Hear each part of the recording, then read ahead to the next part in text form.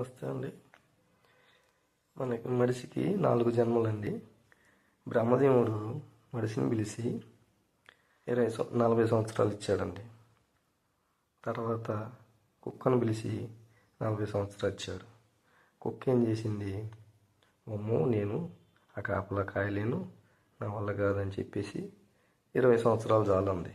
మానవుడు తెలివైనడు కదా, పక్క నుండి ఆ 20 సంవత్సరాలు కూడా నాకు కావాలన్నాడు. తర్వాత గాడిదని పిలిచాడు. గాడిదని పిలిచి 40 సంవత్సరాలు ఇచ్చాడు. గాడిదంట నేను మొయ్యలేనండి, నా వల్ల కాదు, 20 సంవత్సరాలు చాలన్నమాట.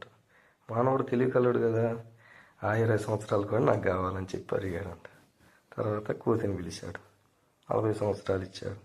ఆ కొమ్మ ఈ కొమ్మ ఎక్కి దూకి కింద పడతా, ఇంకా నా వల్ల కాదు, ఓపిక ఉండదు, నాకు 20 చాలన్నమాట.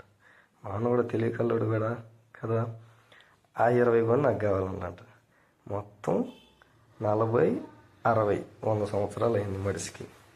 అయితే బాల్యం, వివాహం అంతవరకు మానవ జీవితం మడిసి. తర్వాత పిల్లలు పుట్టి వాళ్ళ చదువులు, వాళ్ళ ఇవి ఉంటాయి కదా ఖర్చులు, అవి గాడిద జన్మ అండి. 20 సంవత్సరాలు గాడి చాకిరి చేసి వాళ్ళందరినీ చదివించి పెళ్లి చేస్తాడు. ఆ తర్వాత కుక్క జన్మ అండి. ఈ పిల్లలు పెళ్ళిళ్ళు చేసిన తర్వాత మనవడు మనవరాళ్ళు వీళ్ళంతా వస్తారు కదా, ఇంటికాడ కూర్చొని పిల్లల్ని ఆడించుకుంటా ఇంటికి కాపలా కాయాలండి. అది కుక్క జన్మ అండి. తర్వాత లాస్ట్లో మనవరాళ్ళు అందరూ కూడా చదువులు అయిపోయి వాళ్ళ పెళ్ళిళ్ళు కూడా అయిపోతాయి.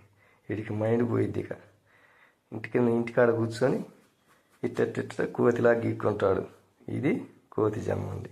ఇవే మానవుడి యొక్క 4 అంశాలు, 4 జన్మలు. Thank you.